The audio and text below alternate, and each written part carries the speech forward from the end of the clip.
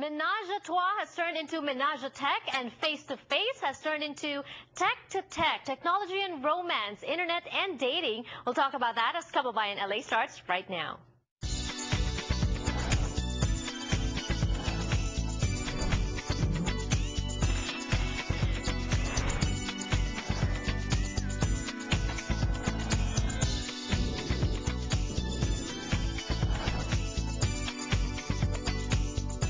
Technology is without a doubt a very important part of our lives now, and that is why on Kababayan LA, before we've talked about technology and etiquette, but you know what? Technology has also creeped into our love lives, our romance. And so today on Kababayan LA, we're going to be talking about that. Welcoming on the show, dear Mrs. D. Hello and welcome to Kababayan LA. Thanks for having me. And welcome back, Miss Marilyn. I enjoyed the last time we were together here. Oh, I did too. Both of them are dating experts, and obviously, of course, you've been introduced to Marilyn before, author of Never Kiss a Frog. Hello and welcome to Kababayan LA once again. Thank you so much. All right, so do you both agree with me? Technology is now such an integral part of our lives that we can't live without it, and so it's crept into romance. And does it help one's chances at finding love, or does it hurt more? Let's start with you.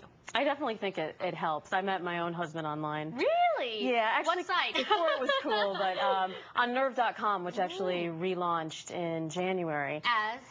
Nerve.com. Nerve.com, okay. But they restructured it so that it's based more around the social aspects of dating. So a lot of sites are doing this now. Instead of just, clicking buttons on, these are my interests, this is what I'm about, you can actually talk about what you like to do, and your profile is kind of built around that social aspect. So online dating aside, I know that, Marilyn, you have an issue with technology and dating, right? Right. Well, I mean, I think internet is a great way to meet people, but I think once you meet somebody, once you get out into the world and date, that's when you have to put your technology away.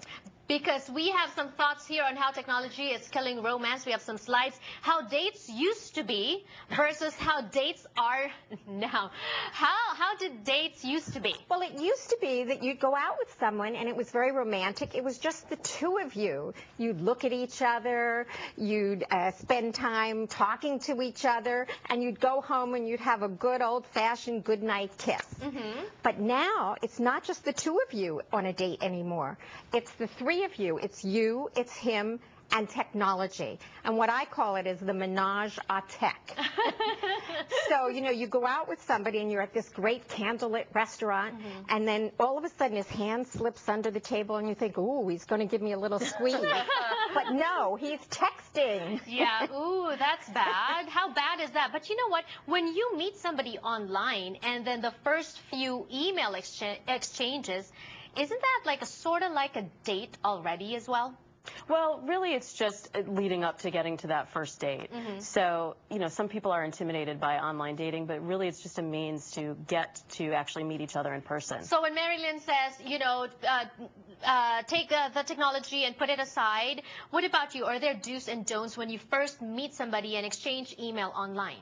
Well, you want to get offline as quickly as possible. I usually say no more than 3 exchanges before you get to that first phone call. Right, okay. And then once you've made that first contact and you've talked on the phone, you want to get to meet them in person as quickly as possible. So when you say you want to get offline as quickly as possible, so no more than 3 email exchanges, yeah.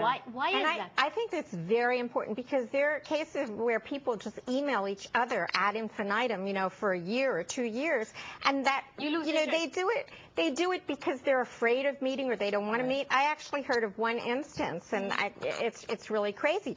But this couple was emailing and they became, quote unquote, lovers online, and they ended up getting married, and then the woman found out that the man was actually another woman. Oh. But you never know.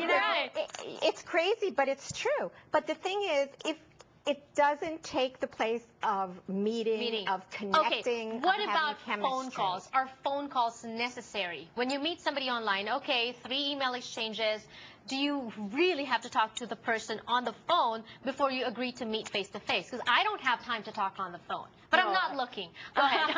I also say keep that first conversation really short on the phone. You really want to meet someone face-to-face to see if you have any chemistry with them, because you'll create this whole idea of somebody in your head that doesn't really exist once you get to meet. in Right, person. and you have some very funny experiences regarding dating online. We're going to be talking about that when we return on Kababayan LA. Don't go away.